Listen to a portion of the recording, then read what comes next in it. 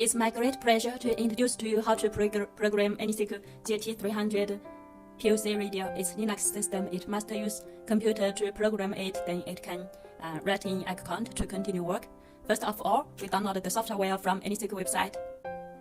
The USB driver is very important. You must download PL2303 software, then you can driver, then you can make your program successful. My computer is Windows 7, so I will download this Windows 7. Then I will download the programming software GT-300 software. We unzip and get these files. First of all, we install our USB driver. Click next to install it. Then click here to prepare our software. Click here to switch to English. Then we go to our radio. Our programming cable looks like this. This is Kenwood style.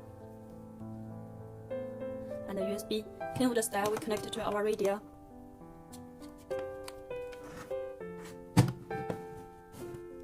The USB we connect to our computer.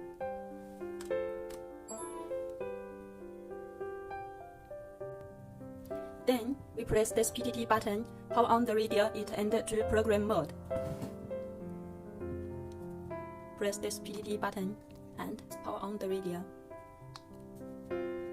It's entered to program mode. It's already programmed ANYSECU inside. If the software is in Chinese, we click language switch to English.